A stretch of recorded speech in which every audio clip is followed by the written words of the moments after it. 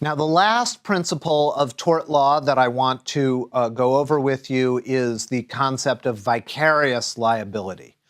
So far we've been talking about situations where the defendant does something or is negligent with regard to something or produces something or creates a slander or writes a libel or whatever it is, and that's what causes the harm, and that's the person who then is on the hook.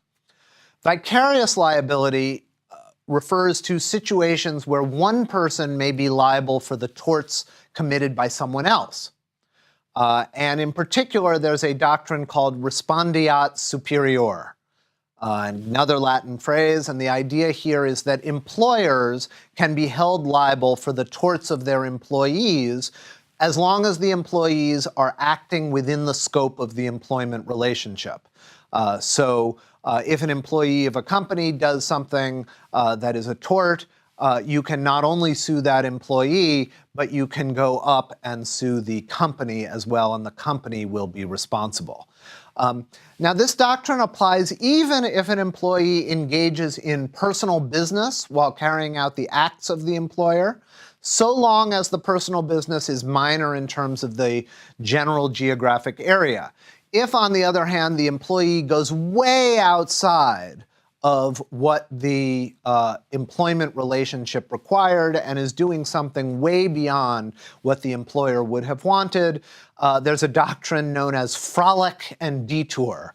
So the idea is you're going off on a frolic. You're not actually acting at the behest of the employer. You're not acting within the scope of the employment relationship.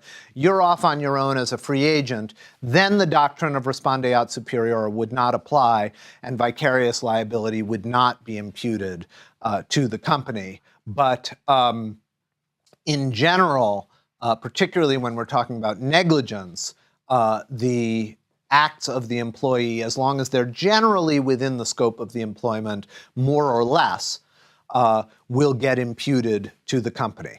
Now, intentional torts are a little different. So an employer is generally not going to be liable for intentional torts committed by an employee unless somehow you could show that the intentional act was done in furtherance of the employer's business, in which case maybe there would be. So, for example, a bodyguard of a nightclub who pushes somebody away, and then there's a tort suit. That would be an intentional tort committed by the bodyguard, but the bodyguard is pushing the person away right within the scope of the employment to support the employer. And then even though it's an intentional tort, it would count towards this vicarious liability. In contrast, if you're at an airline ticket counter buying a ticket and you're sort of snarky and rude,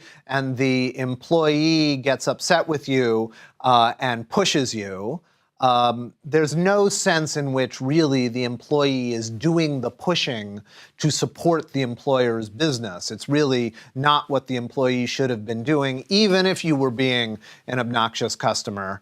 And so that intentional tort would not be imputed to the employer. You would have a tort suit against the individual employee, but you wouldn't be able to use vicarious liability to go against the corporation. But if we're talking about negligence, then most things that an employee does, as long as it's generally within the scope of the employment relationship, will count towards vicarious liability against the employer.